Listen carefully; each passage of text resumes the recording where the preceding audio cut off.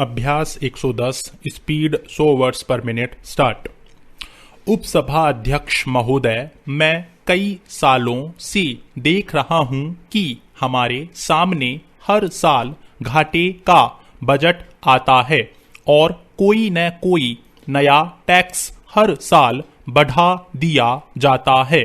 जब टैक्स बढ़ा दिया जाता है तो उससे वस्तुओं की कीमत भी बढ़ जाती है।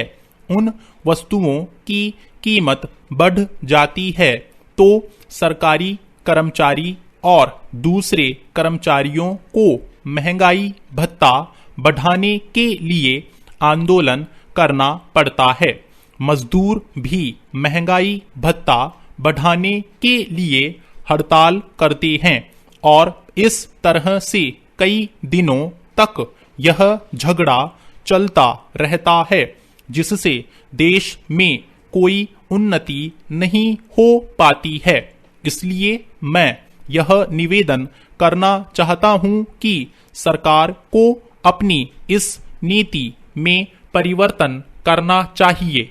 हमें यह बतलाया जाता है कि योजनाओं को कार्यान्वित करने के लिए धन की आवश्यकता है और इसकी वजह से नए नए टैक्स अगले साल आ रहे हैं तो लगाने जरूरी हो जाते हैं। मैं एक देहात का आदमी हूँ। देहात के आदमी को इस बजट को देखने से कोई आशा मालूम नहीं देती। वह इस बजट में कोई ऐसी बात नहीं देखता जिससे अगले साल देहातों में कोई नई योजना शुरू की जाएगी ताकि उनके जीवन के आय व्यय में सुधार हो सके तथा उनकी आमदनी में बढ़ोतरी हो सके। इसलिए मेरा निवेदन यह है कि माननीय वित्त मंत्री जी को इस तरफ भी ध्यान देना चाहिए जो कि अभी तक नहीं दिया गया है। मैं आपके सामने कुछ सुझाव रखना चाहता हूं।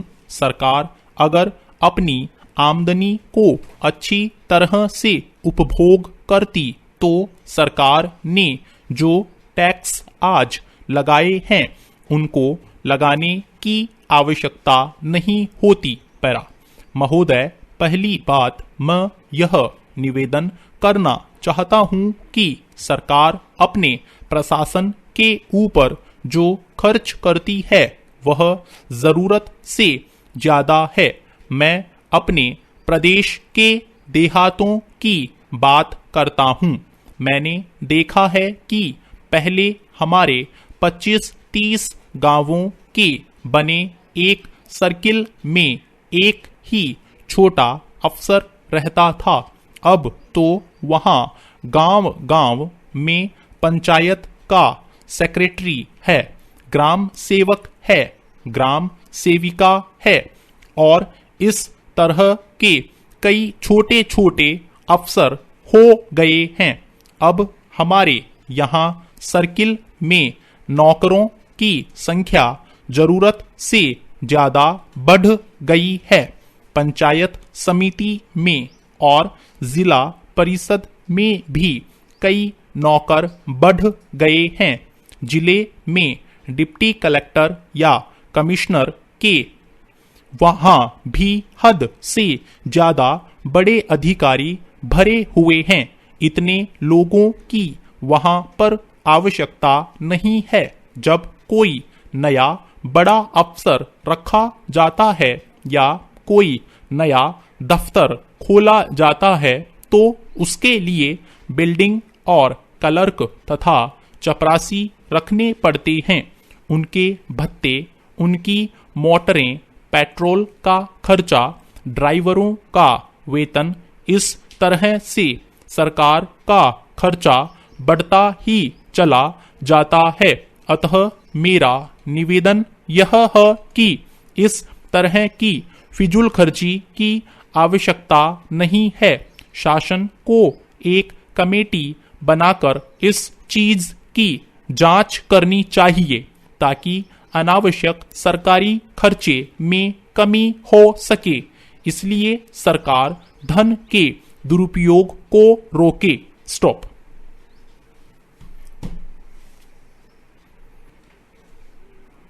अभ्यास 112 speed 100 words per minute start.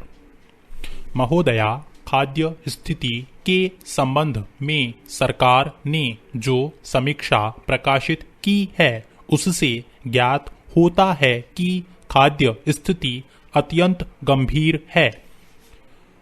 अवर्षण के कारण अनेक राज्यों में फसल को बहुत नुकसान पहुंचा है। महाराष्ट्र, गुजरात, राजस्थान, मध्य प्रदेश, मैसूर, आंध्र प्रदेश और उड़ीसा के कुछ भाग इस अवर्षण से सबसे अधिक प्रभावित हुए हैं।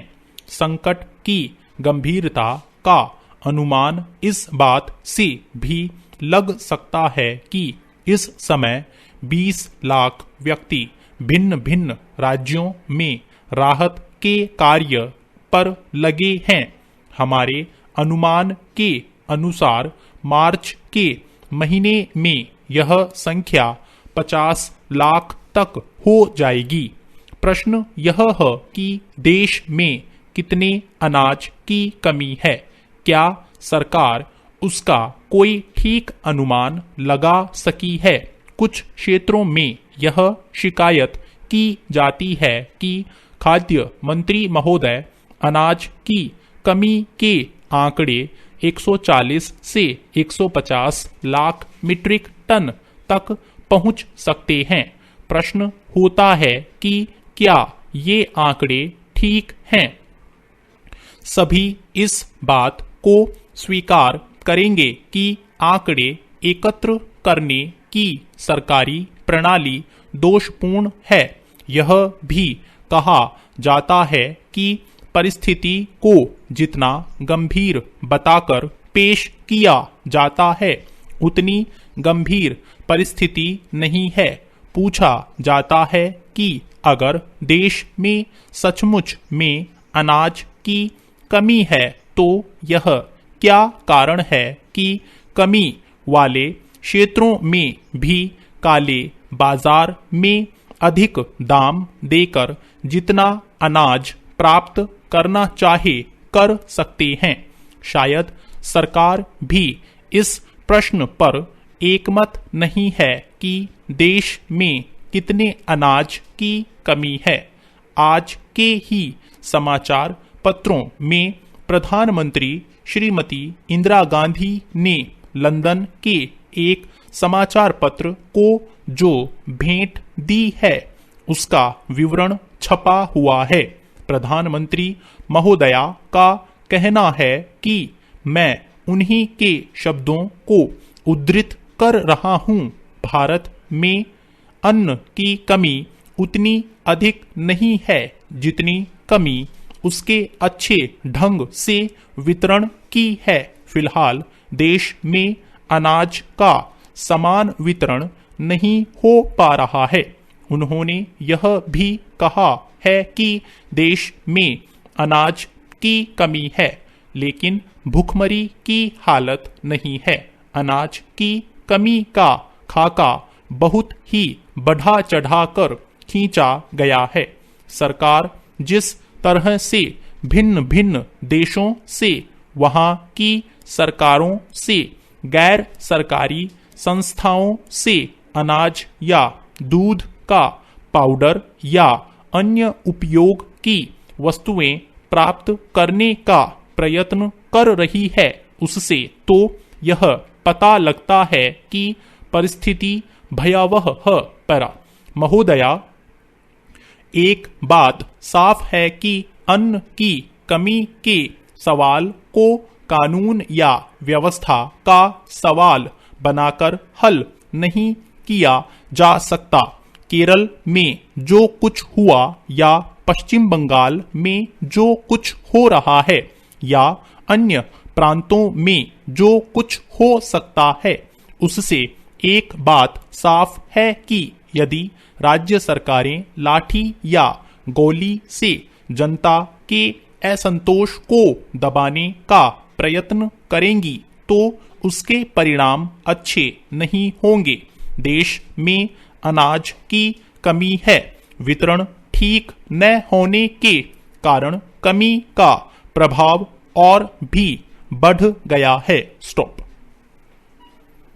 Thank you. साथियों, इस चैनल को सब्सक्राइब करें और बेल आइकन को प्रेस करें ताकि लेटेस्ट वीडियो की जानकारी आपको मिलती रहे। गति बढ़ाने के लिए नियमित अभ्यास करें। इस चैनल पर 80, 100, 120, 140 और 160 शब्द प्रति मिनट की गति से डिक्टेशन उपलब्ध हैं, जिनका आप स्वयं भी लाभ लें और अपने मित्रों को भी शेयर करना न भूलें। डिक्टेशन अच्छा और बुरा लगा तो लाइक और डिसलाइक अवश्य करें। कोई सुझाव या प्रश्न हो तो कमेंट बॉक्स में लिखें।